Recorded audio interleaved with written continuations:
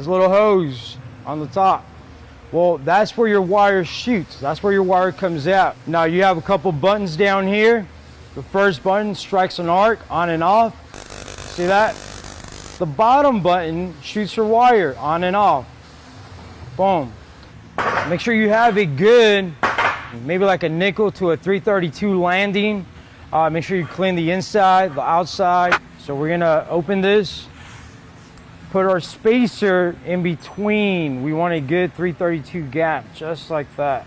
Now we're gonna do 4 tacks. We're gonna put one on top, one on the bottom, and one on each side. So our wire speed is gonna be at 28.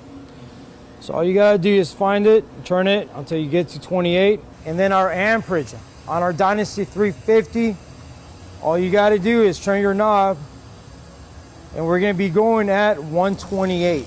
I'm just gonna place it like this, shoot my wire. Now check out the wire. Look how that wire shoots really, really fast. All I'm doing right now is just wiggling it back and forth, back and forth. Now we have it nicely tacked, 4 penetrated tacks. We're on the rollout. Now we're about to start doing our root. But we gotta feather our tacks. Make sure that you grind down your tacks, feather them. You can feather them all at once, or you can do them as you're doing your root. All I'm doing is going back and forth, following my puddle, nice and tight.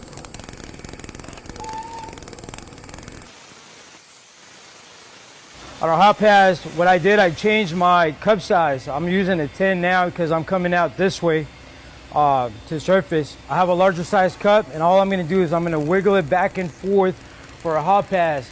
I increased my wire speed and my amperage. So my wire speed right now is gonna be at 30, and then my amperage is gonna be at 180. Now we can do our fill in our cap. Now, it's gonna fill up really fast. So now, since we're doing our fill, we're gonna crank up our temperature to 200 amps, and our wire speed is gonna be at 48. Back and forth, all the way through. All right, so we did our fill. We're done with our fill, but if you can see, our fill is a little bit under flush. So maybe about a 16th under flush, but that's okay. So we're gonna cap it like that. And the reason why is because we're doing tip-tape, remember, so it's kind of like MIG, so it shoots a lot of wire. And if you're not careful, you're gonna overdo your cap. All right, so we just finished our 16 Schedule 80 pipe on a rollout using our only friend, one and only, tip-tig right over there. All right, so it can be a challenge, but don't worry.